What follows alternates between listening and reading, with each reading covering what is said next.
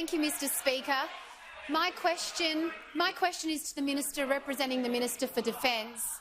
Will the Minister update the House on how the Morrison government is working with international partners during our comeback from the COVID-19 pandemic to keep Australians safe?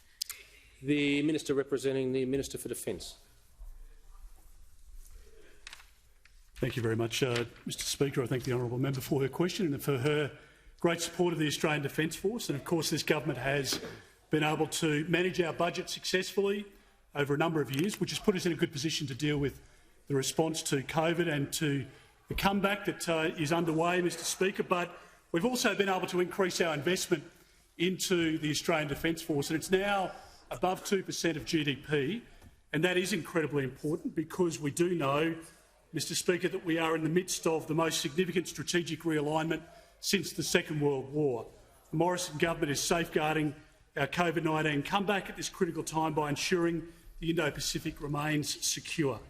Now, Mr Speaker, as many Australians would be aware, Australia participated in the maritime exercise Malabar this month, and we did so with our close partners India, Japan and the United States. And I should acknowledge the former ambassador, Australia's greatest ever ambassador to the United States, Joe Hockey, up in the gallery there today. And bipartisan support of that statement, no doubt, Mr Speaker.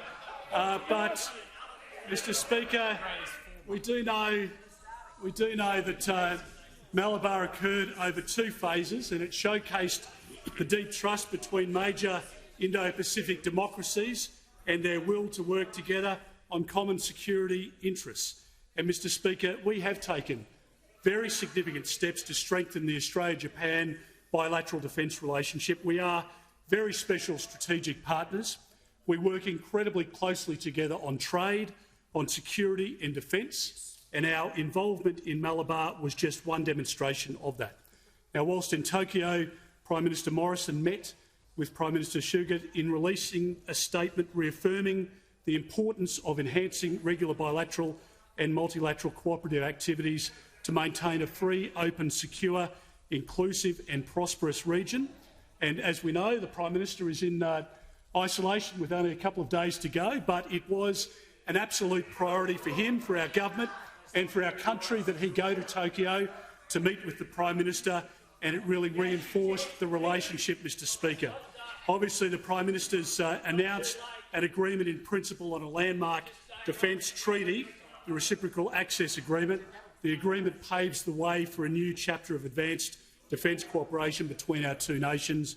And, Mr Speaker, the RAA will facilitate more complex practical engagement and enhance our interoperability and cooperation in support of a stable Indo-Pacific. The Morrison government is committed to building strong regional partnerships that will ensure that our region continues to be secure and prosperous, and that both large and small nations have their sovereignty respected.